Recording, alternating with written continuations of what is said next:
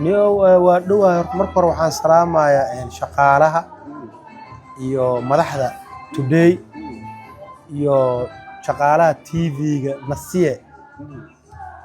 aad u mahadsantihiin inaad waraysiga qaadaan sharaf weyn ay tahay xalay caawa iyo habeen horeba waxaa xaflada isdaba joog ah aan kala go'aynin loo sameeyay Today oo marti ah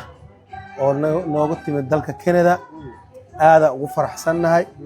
waa urur weyn oo micna iyo miisaan shacbiga Soomaaliyeed ugu fadhiyo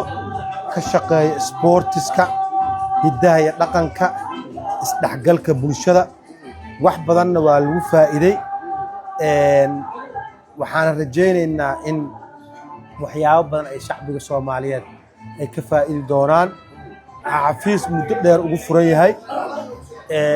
booqashay ku imaadeen waxay rabaan arrimo qoratuur iyo waxaas in halkaan laga sameeyo wadamo badan ay hore ugu soo qabteen hadda sanadkan waxaa nasiib u yeeshay dalka Soomaaliya xafiiskooda muddo dhowr iyo 30 sanadood ayuu furan yahay markaan annaga nagu soo aaday marka ayaantan soo dhaweynaa noo socoto ilaa Jimcaha schedule-keenu waa buuxaa wax naga banaan malahan war fiican waa jooga ilaa Jimcaha schedule-keegu full waa idii baa hatta ima helayso maxaa jira Today ay buuxisay marka aad ugu faraxsanahay Today inaan la shaqeeyo markaan arkay wax qabadkeedii markaan arkay bulshada waxay ku soo kordhiyeen oo taariikhda xusi doonto wax aan soo koobi karna ma aha aad u mahadsan yihiin Today waxaan kula dardaarmayaa inay horumarka ay sameeyeen ay hore u sii socdaan soo nooleynta culture-ka sportiska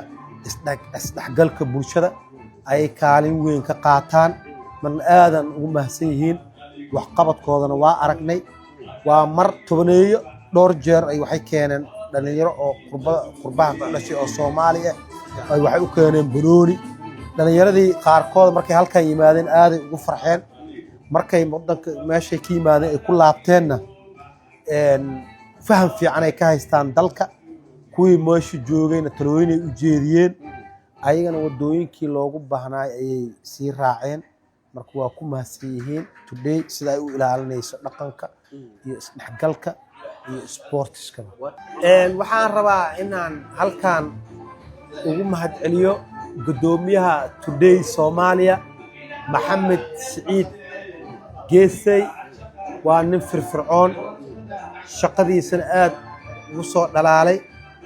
asagana waxaan u rajaynayaa gudoomiye Geesay inuu shaqada meeshiisa ka sii wado waana ku faraxsanahay wax qabadkiisa